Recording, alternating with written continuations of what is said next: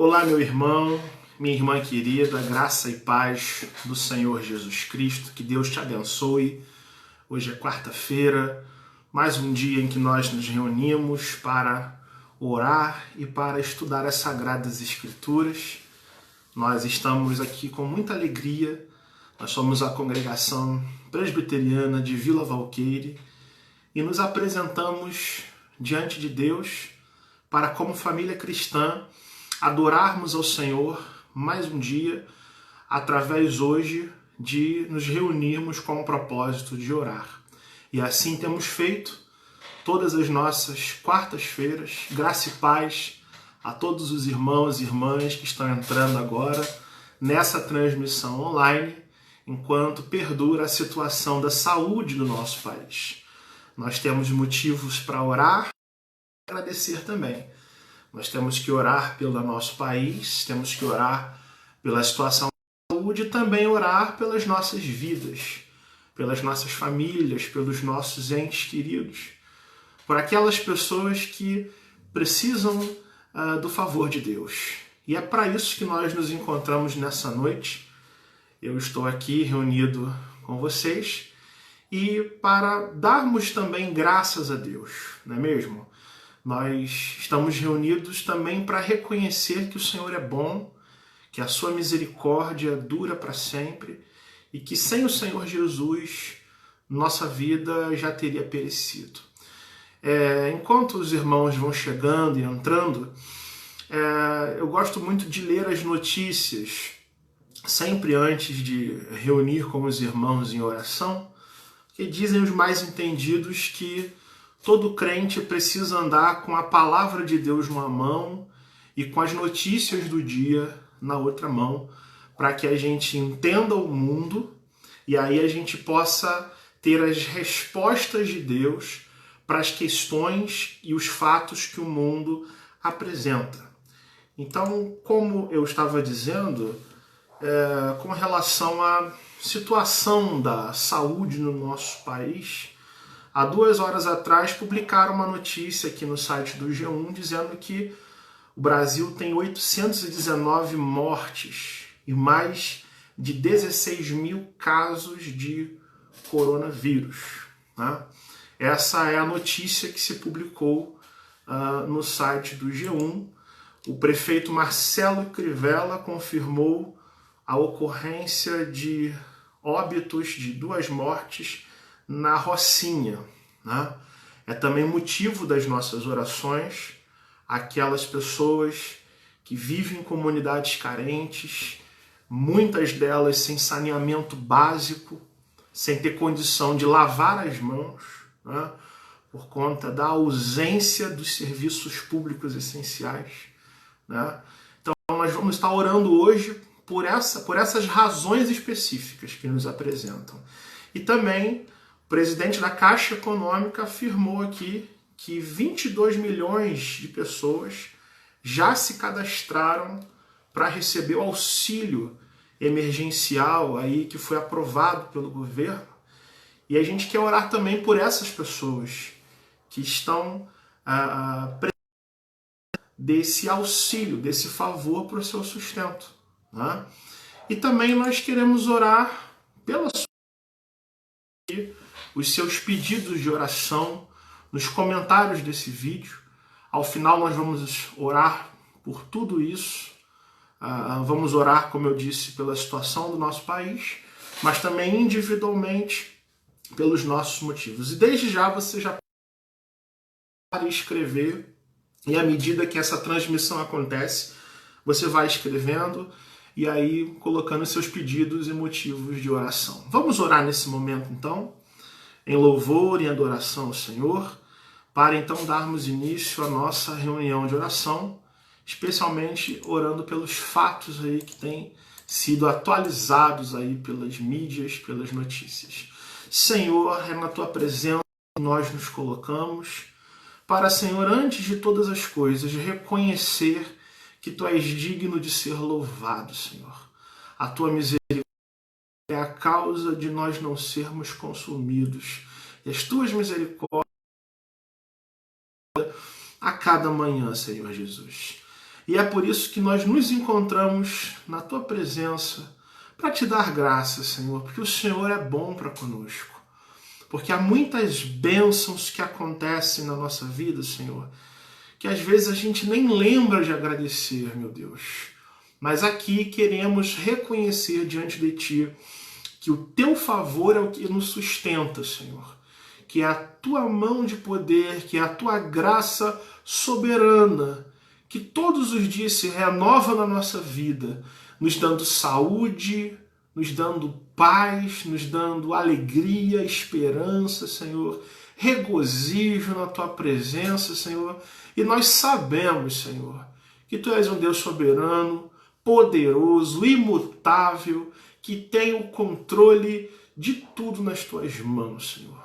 Ó Deus, louvado seja o Teu nome, Senhor, e com um coração muito alegre, muito agradecido, nós queremos, Senhor, Te louvar, Te adorar, Te reconhecer, Senhor, e acalmar os nossos corações na Tua presença, Senhor, que transmite à nossa vida muita esperança e muita paz, Senhor, para que a gente enfrente as lutas, as calamidades, as aflições pelas quais passamos, Senhor.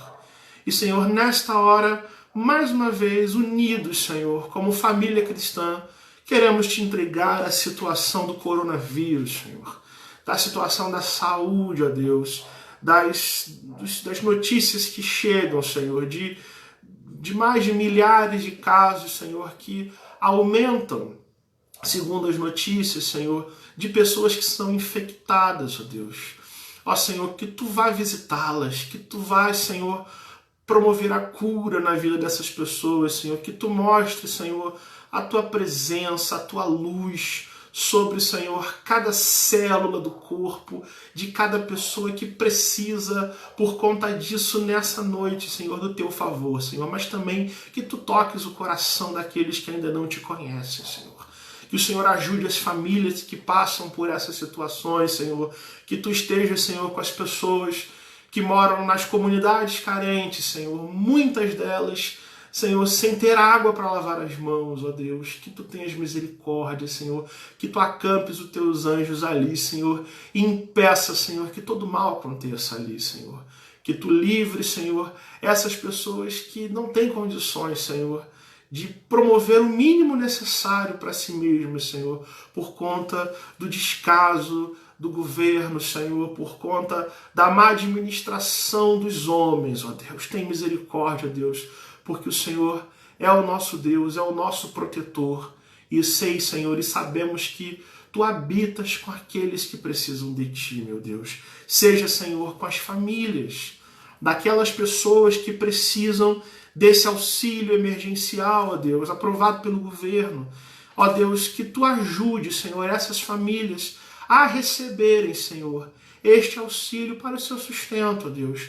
Que Tu promovas, Senhor, bênçãos, que Tu multipliques, Senhor, na casa de cada pessoa necessitada, Senhor, o pão de cada dia, Senhor, o sustento que vem, Senhor, não dos homens, não do dinheiro, mas vem da Tua poderosa mão, Senhor. Entregamos, Senhor, às Tuas mãos esses pedidos, Senhor, sabendo que o Senhor já está agindo, sabendo que o Senhor já está operando cura, que o Senhor já está operando milagres e conversões na vida de muita gente, Senhor. E nós também queremos pedir por cada irmão e cada irmã que aqui se reúne conosco para orar, Senhor.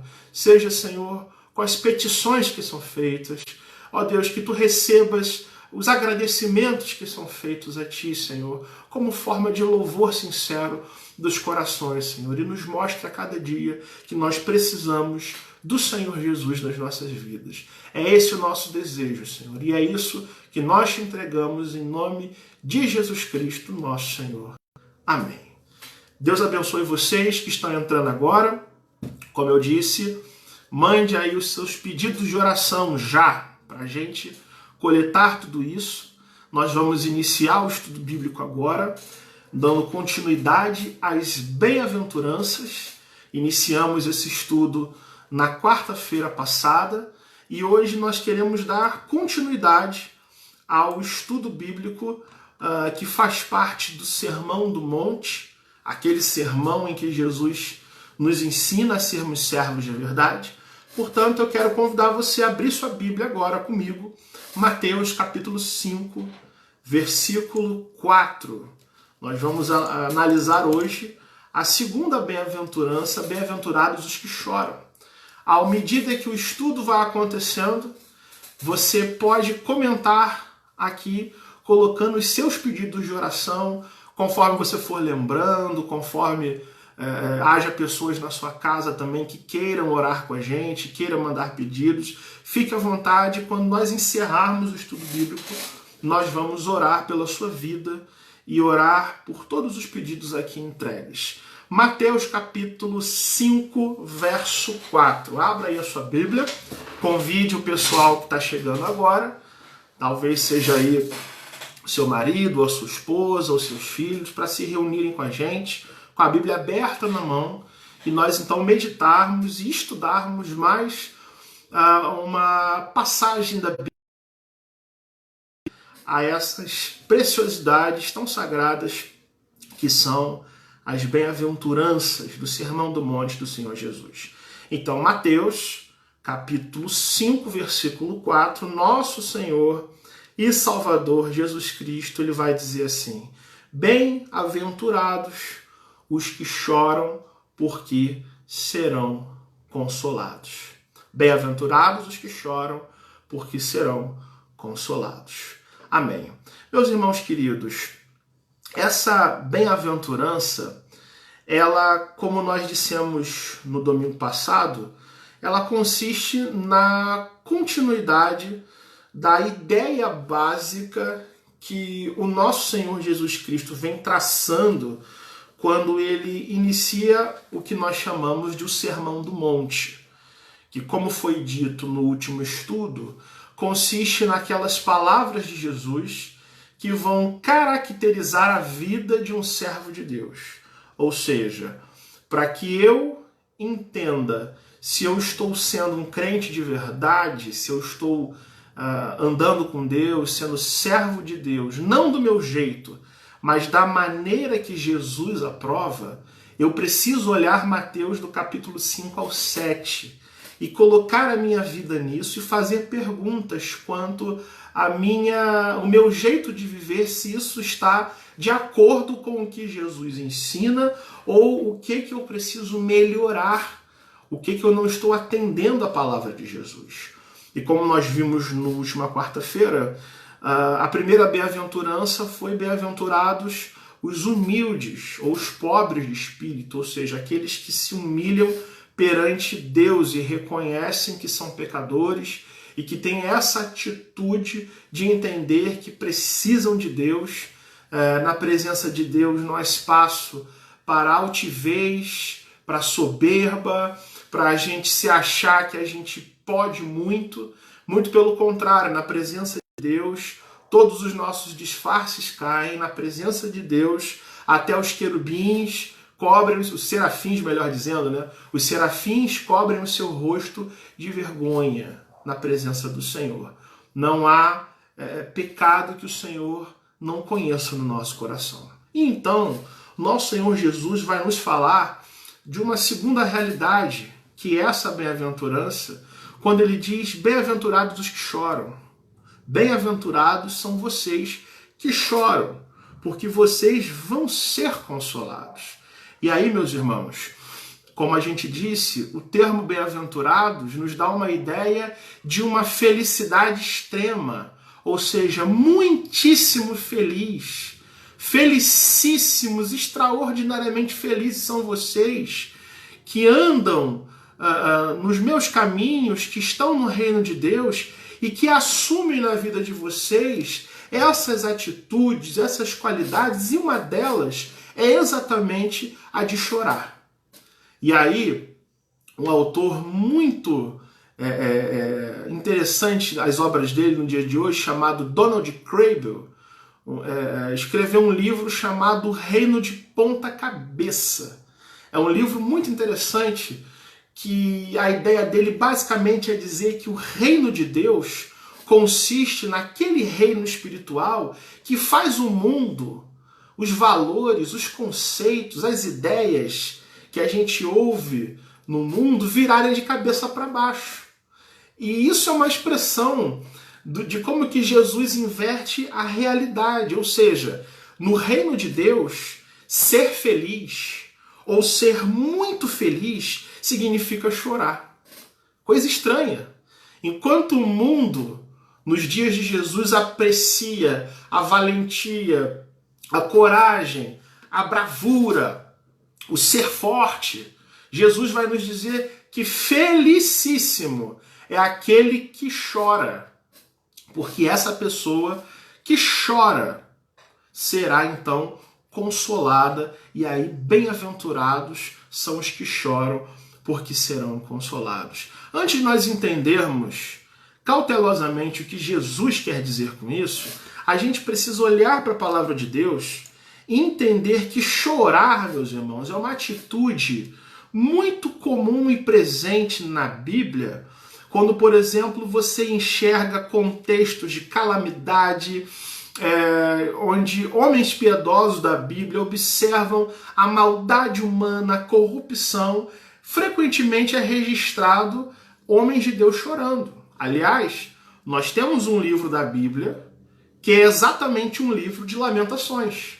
O profeta Jeremias escreveu um livro onde ele se lamenta do que aconteceu com a cidade de Jerusalém, do que está acontecendo com a invasão babilônica.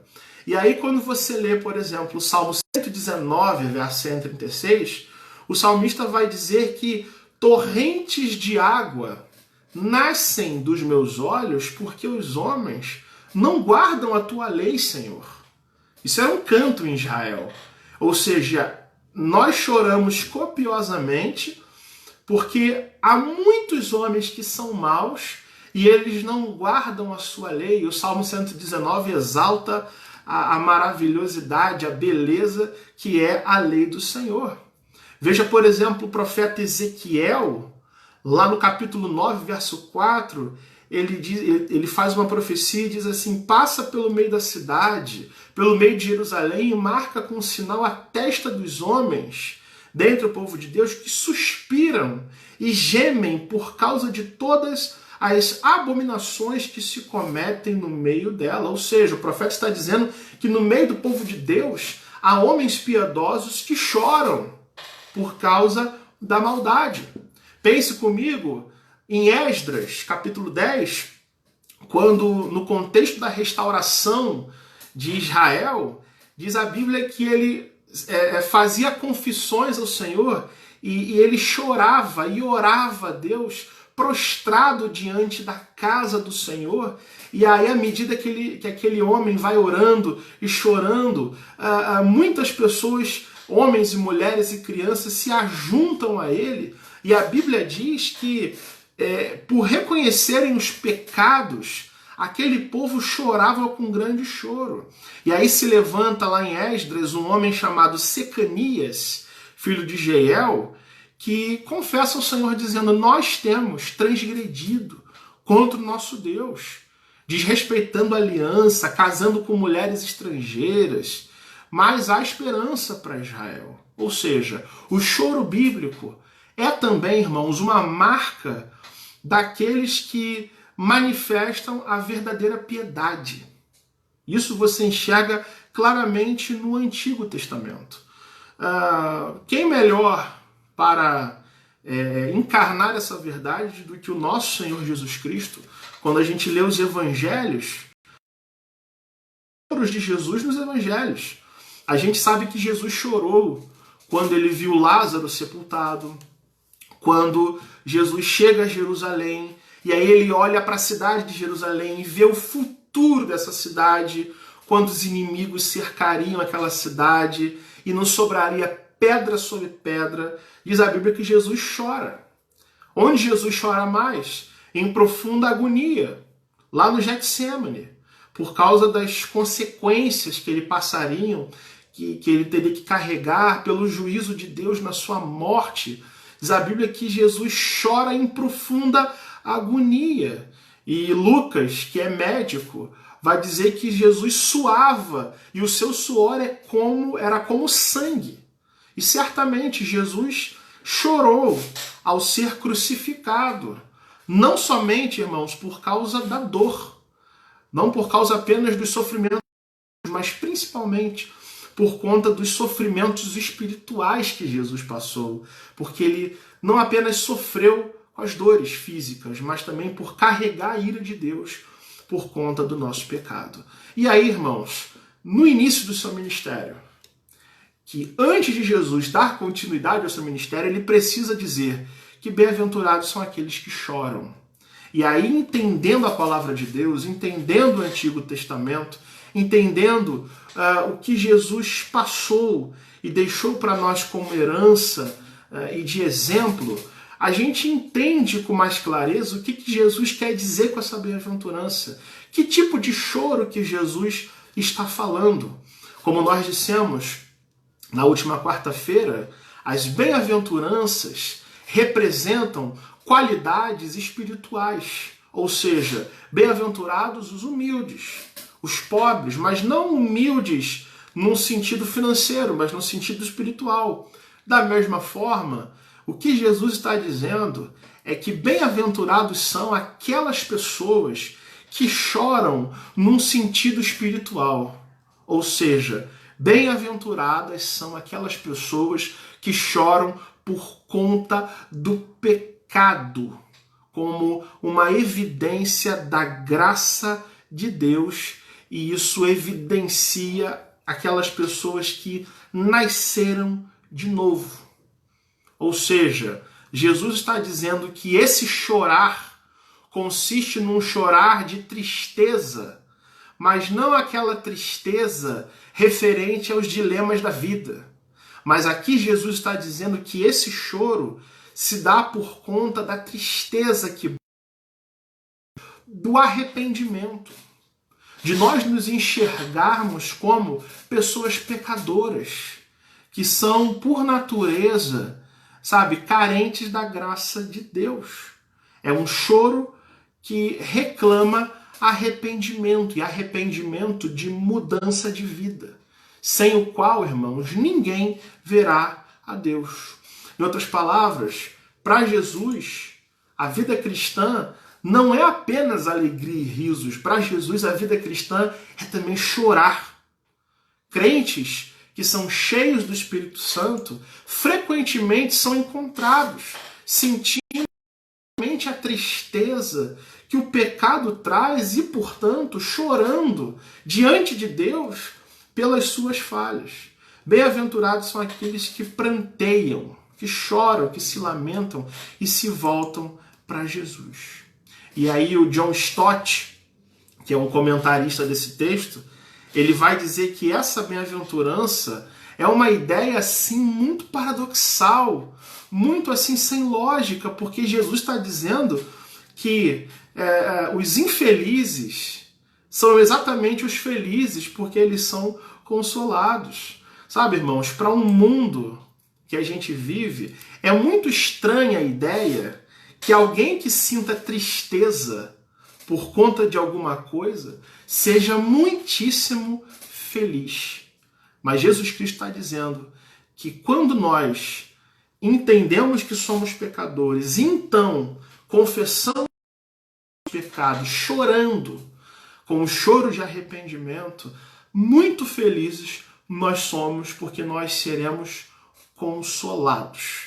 E aí a gente precisa entender uma coisa. Chorar para Jesus não significa apenas você ter um remorso por conta de algum erro que você cometeu, aí você chora e você continua fazendo exatamente as mesmas coisas, vivendo exatamente do mesmo jeito. A palavra de Deus nos mostra que Judas Iscariotes, ele traiu a Jesus, e aí ele, tomado de remorso, ele chorou. E aí ele devolveu aquelas moedas que ele havia recebido e foi se enforcar. Chorou e cometeu suicídio. Por quê? Exatamente por não olhar para a graça de Deus. Chorar, queridos, não é remorso. chorar de Jesus aqui é um choro de arrependimento.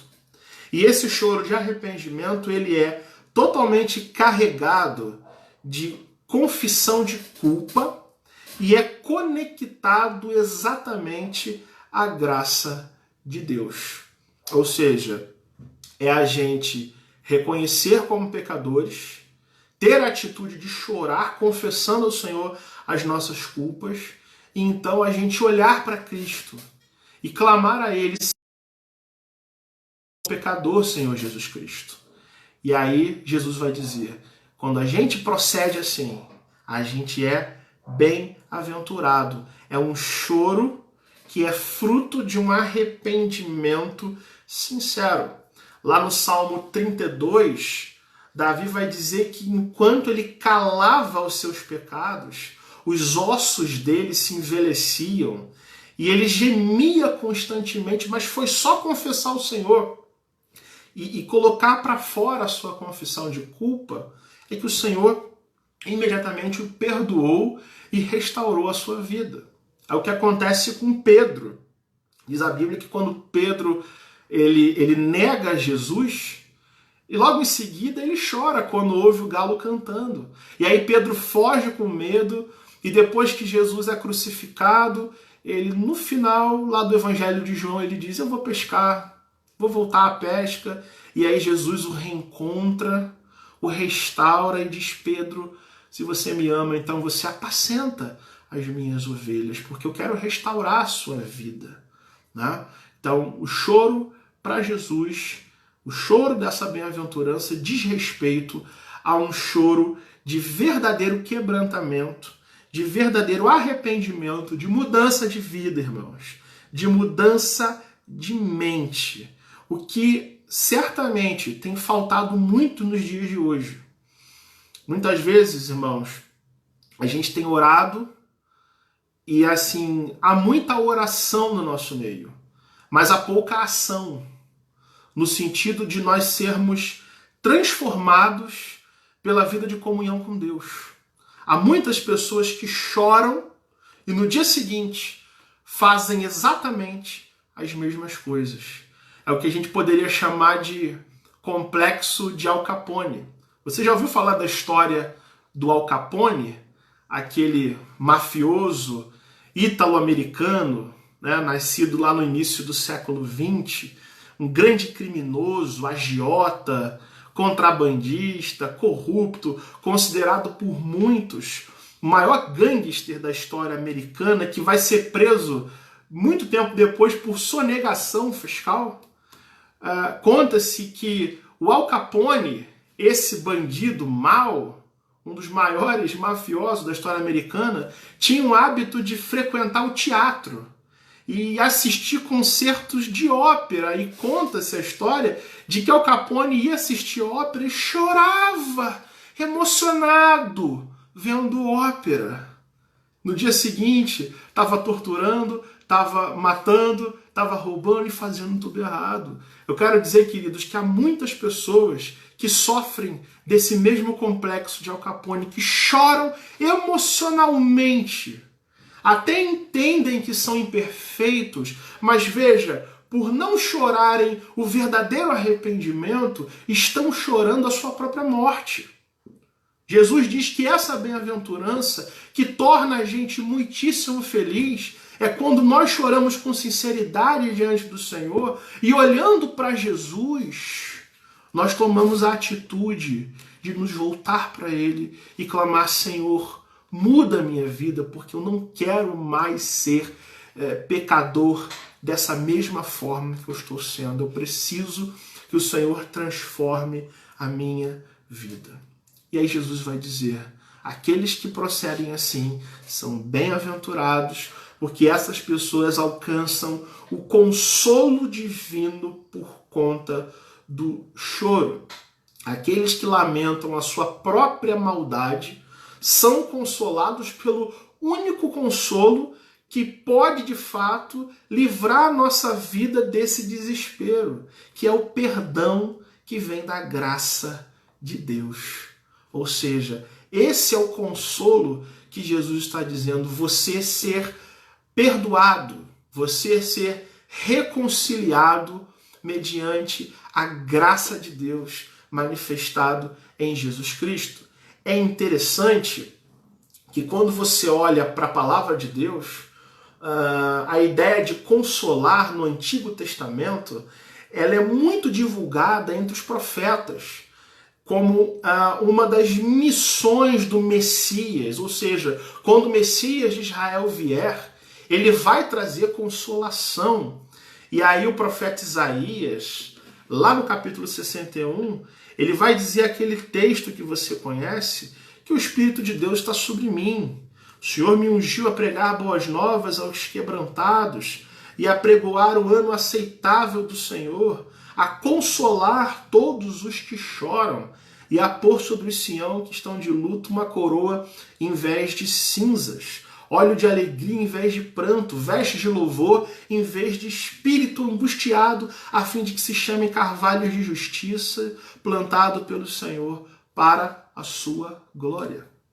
E aí, irmãos, essa esperança em Israel era tão constante, a ideia de um Messias, de um Cristo que viria para, de fato, trazer o consolo a Israel, que quando você lê lá em Lucas, no capítulo 2, fala que um homem chamado Simeão, um cara piedoso, que aguardava a consolação de Israel, está lá em Lucas 2,25, ele está lá no templo, e aí chega o menino Jesus, né, para cumprir a lei, para ser circuncidado, e aí Simeão vê aquele garoto, e aí ele toma nos braços e louva o Senhor, dizendo: ah, Senhor, agora eu posso morrer em paz, você pode despedir o seu servo, porque os meus olhos já viram a tua salvação, a tua palavra se cumpriu, o Senhor enviou o Messias, aquele que pode trazer essa esperança consoladora para esse povo de Israel tão sofrido que chora. Queridos irmãos, de igual modo, essa esperança consoladora manifestada pelos profetas ao povo de Israel é também manifestada a nós, pelo nosso Senhor Jesus, entregue na cruz do Calvário, morrendo por nós e nos entregando essa esperança de sermos consolados quando confessamos os nossos pecados a todos nós que somos herdeiros de Deus, mediante Jesus Cristo, as bênçãos que vêm dessa aliança com o Senhor. E aí Jesus vai dizer para mim e para você, você que é consolado, você que confessa os seus pecados, você que aprendeu na sua vida a errar, mas a também chorar pelos seus erros e clamar por uma mudança na sua vida, que feliz pessoa que você é. Bem-aventurados são aqueles que choram, porque os que choram serão consolados. Nessa noite, queridos, nós então vimos a dimensão que Jesus quer de nós com respeito ao nosso enquadramento de vida no reino dele. A gente viu que, diferente das tristezas humanas, o choro proposto por Jesus é um choro espiritual. Bem-aventurados vocês que choram pelos seus pecados. Nós vimos que Jesus Cristo chorou, né? Se entregando por nós também. Você vê que Jesus ensina que para esse choro acontecer, a gente tem que ter no nosso coração um verdadeiro arrependimento. Não se contentar apenas em reconhecer que a gente é fraco, mas a gente se voltar para Cristo e buscar essa graça maravilhosa de Deus, e que nós fazendo isso, nós obtemos o consolo divino por conta dessa atitude de confessar a Deus. E a pergunta que eu quero fazer para você nessa noite é se nós temos então chorado diante de Deus por nossos pecados de forma suficiente, queridos. E aí, como a gente gosta de dizer, quando a gente olha para cada pedaço desse Sermão do Monte e também das bem-aventuranças, a gente sempre parte do princípio de que a gente não está atendendo plenamente o que Deus está dizendo. Ou seja, não parta do princípio que você chora o suficiente. Seria enganoso demais para o nosso coração, seria terrível demais a gente achar que a gente tem se arrependido o suficiente. Como diz Jonathan Edwards, às vezes a gente precisa se arrepender do nosso próprio arrependimento, que é muito superficial. Quantas vezes, irmãos, nós já choramos diante de Deus por falhas nossas, para logo depois a gente se flagrar cometendo os mesmos deslizes, os mesmos erros. Nós precisamos entender que nós temos chorado hoje por muitas coisas também. Muitas coisas fazem com que os nossos olhos derramem lágrimas, mas certamente nós temos chorado pouco pela nossa condição espiritual. Quem dera se todos nós chorássemos pelos nossos pecados da mesma forma que nós choramos pelas nossas angústias, pelas nossas aflições, pelas nossas frustrações, pelos nossos desejos não alcançados. Quem dera se nós chorássemos dessa forma que Jesus quer que a gente chore. A gente tem que partir do princípio, com toda humildade diante do Senhor. Como eu disse na última quarta-feira, a humildade espiritual, que é a primeira bem-aventurança, ela é a porta de entrada para as outras. Para que eu chore, eu preciso me humilhar na presença de Deus. Para que eu chore, eu tenho que ter a atitude humilde de reconhecer que eu sou pecador, de que a minha inteligência, a minha força são insuficientes, que as minhas obras não passam de um trapo de imundícia diante de um Deus que é santo, e aí somente pela graça maravilhosa de Deus, pelo agir do Senhor Jesus Cristo, pelo Espírito Santo que nos orienta, é que nós vamos dar cabo ao que Jesus quer de nós, quando ele diz: bem-aventurados são vocês que choram. Há muitas pessoas, queridos, que vão chorar na eternidade. Vão passar a eternidade do inferno chorando. E vão fazer isso com ranger de dentes, com agonia. Porque no inferno não existe essa consolação de Deus, queridos.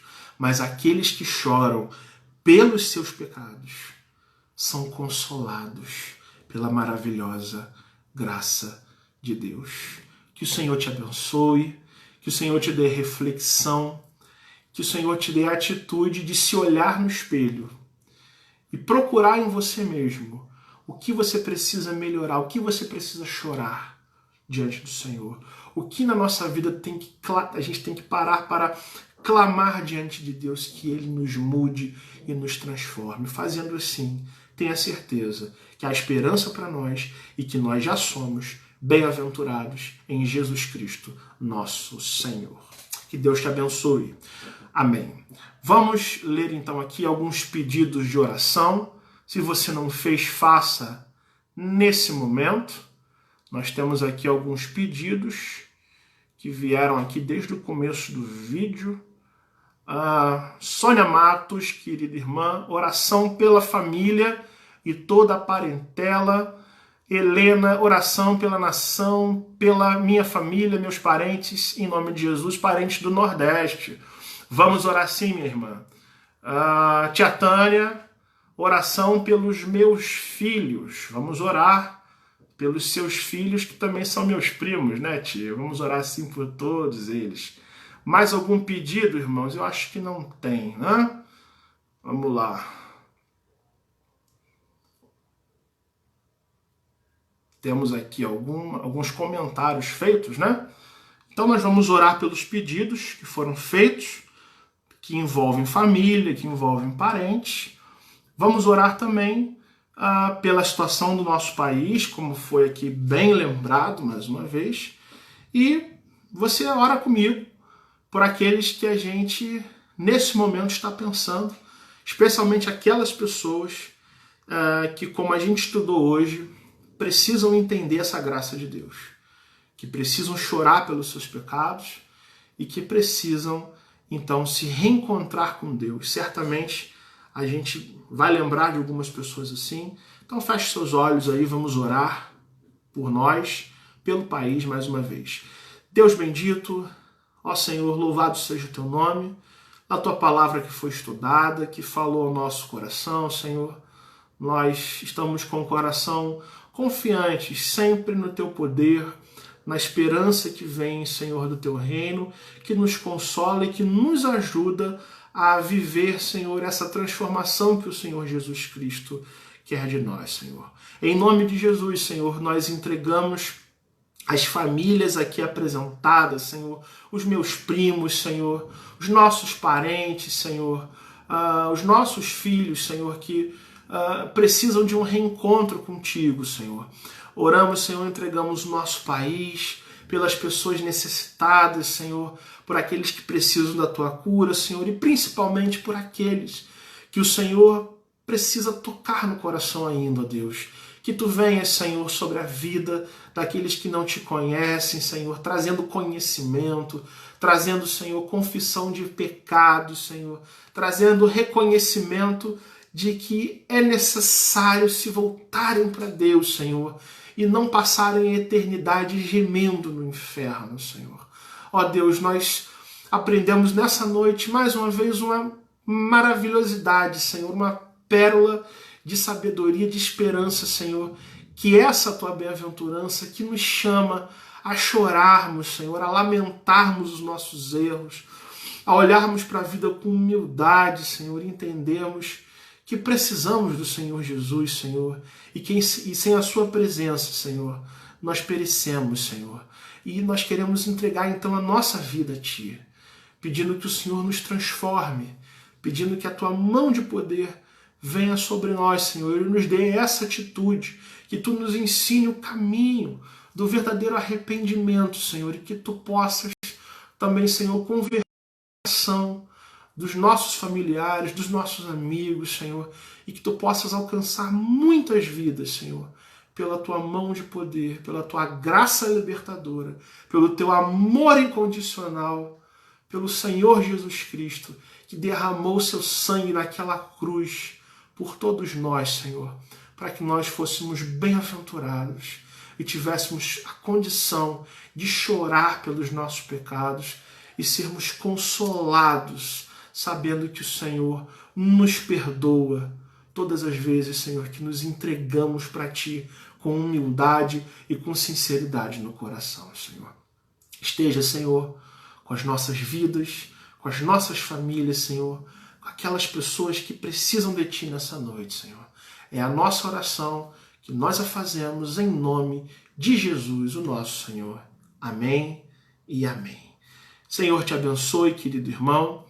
Lembrando o que eu sempre peço a vocês, compartilhe essa transmissão no seu Facebook. Mande essa mensagem, se ela falou ao seu coração, para os seus amigos. Mande nas mensagens e inscreva-se no nosso canal, lá no YouTube.